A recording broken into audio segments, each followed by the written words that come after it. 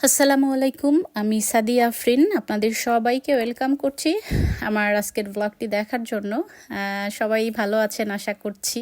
আলহামদুলিল্লাহ আমরা তো খুব বেশি ভালো আছি। আজকে আমরা স্বাধীনতা পেয়েছি।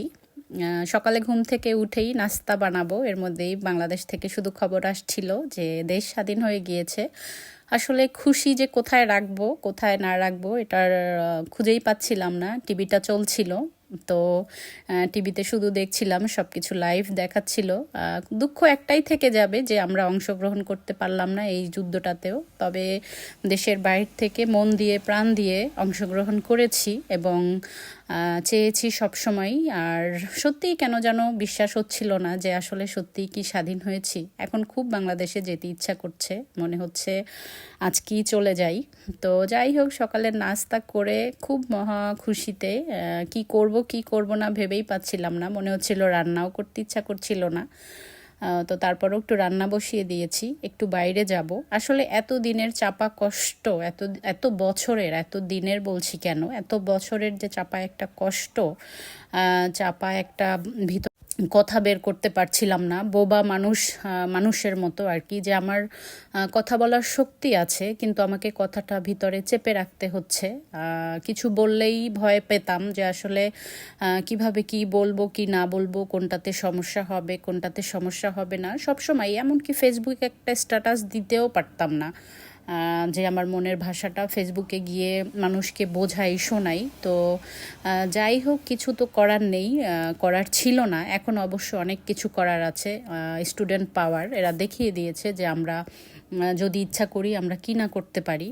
তো আসলে সবার কাছে, স্টুডেন্ট যারা, ছাত্র জনতা যারা আছে সবার কাছে আমরা সবাই ঋণী হয়ে থাকলাম। আগে বাংলাদেশে যখন ছিলাম বা এখনও যখন সালাম, রফিক, শফিক, জব্বার এই শব্দগুলো উচ্চারণ করা হয়, এদের তো কখনো দেখিনি, ভাষা আন্দোলন দেখিনি।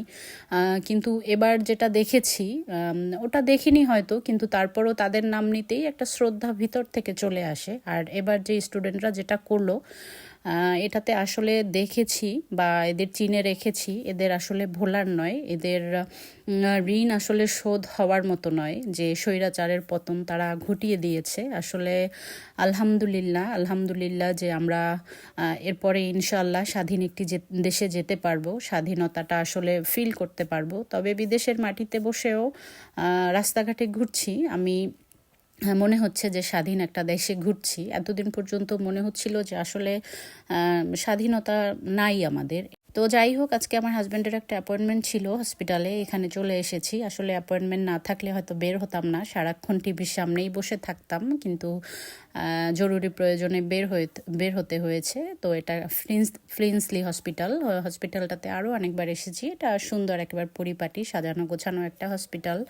তো হাঁটছি, চলছি, দেখছি, ফাঁকে ভিডিও করছি এবং মোবাইল অন করছি যে আসলে কি হচ্ছে, কোথায় কি হচ্ছে। গণভবনের যে সিনারিগুলো দেখছিলাম, আসলে ভালো লাগছে। আবার জনসাধারণের প্রতি একটা রিকোয়েস্ট থাকবে, আপনারা ভিডিও দেখবেন, যে আমরা তো অবশ্য ছোট মানুষের কাছে কথা এতটা পৌঁছাবে না, এত ছোট ইউটিউবার, তো তারপরও সবার কাছে রিকোয়েস্ট থাকবে যে রাষ্ট্রের সম্পদ আপনারা নষ্ট করবেন না, সবাই ধৈর্য ধারণ করেন। এতদিন পর যখন স্বাধীনতা পেয়েছে, আমরা সত্যি দেশটাকে আবার সুন্দর করে গুছানো হবে ইনশাল্লাহ। আল্লাহ সবাইকে তৌফিক দান করুক। আর এদিকে আমি খুশিতে, মানে কিছু খেতে ইচ্ছা করছিল, তো একটু আইসক্রিম কিনে বাচ্চাদের দিলাম, আমরাও খাচ্ছিলাম। মানে স্বাধীনতাটাকে মনে হচ্ছিল যে একটু সেলিব্রেট করি। তো যাই হোক, বাচ্চারা আইসক্রিম খেতে চাইলো, আমরা সবাই মিলে আইসক্রিম খেলাম। আর ইচ্ছা করছিল যে বাংলা এলাকায় চলে যাই, ওখানে তো অনেক কিছু হচ্ছে, মিছিল, মিটিং, আনন্দ উল্লাস, মিষ্টি খাওয়া খাওয়াই, এই তো।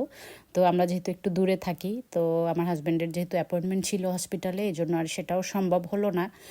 আর টিভি দেখে সবার সাথে কথা বলে, মানে কথাই যেন শেষ হচ্ছিল না। আসলে বারবার শুনছিলাম যে আমরা স্বাধীন, আমরা স্বাধীন। তো যাই হোক, মিষ্টি কিনতে চলে এসেছি। আমাদের মনে হচ্ছিল যে আজকে তো মিষ্টি খেতেই হবে। আজকে যাদের ডায়াবেটিক্স আছে, যারা ডায়েট করছেন, সব কিছু ভুলে যান, আজকে ঈদ লেগেছে আমাদের, আজকে মিষ্টি খেতে হবে। তো যাই হোক, মিষ্টির দোকানে এসে আমরা মিষ্টি কিনছি। তো আমার হাজব্যান্ড জিজ্ঞেস করছিল কি লাড্ডু খেতে পছন্দ করে, তো লাড্ডু, জিলাপি, জিলাপিটা আবার আমার পছন্দ, তো এগুলো আমার হাজব্যান্ড কিনছিল। আর আসলে খুবই খুবই খুবই খুশি, খুবই ভালো লাগছে। অনেক টাইপের মিষ্টি, মনে হচ্ছিল বাঙালি এরিয়াতে গিয়ে সবাইকে মিষ্টি খাইয়ে আসি, হয়তো দেশের মানুষগুলোকে তাহলে খাওয়ানো হবে। আর কিছু গ্যান্ডারি দেখতে পাচ্ছিলাম, মনে হচ্ছিল এগুলো একটা একটা করে নিয়ে গিয়ে যারা যারা ওখানে এখন আছে আগাছা পরগাছা এগুলোকে পিটাই। তো যাই হোক, এই তো মিষ্টি নিয়ে বাসায় চলে এসেছি। আমরা এখন সবাই মিলে মিষ্টি খাবো আর আপনাদের কাছ থেকে বিদায় নিয়ে নেই। ভালো থাকবেন সবাই। স্বাধীন দেশটাকে সুন্দর করে সবাই সাজান। আমরা বিদেশিরা, প্রবাসীরা তো আছি, রেমিটেন্স যোদ্ধা যারা, তারা। তো যাই হোক, এই প্রত্যাশায় আজকের মতো বিদায় নিয়ে নিচ্ছি। আল্লাহ হাফেজ, অভিনন্দন সবাইকে।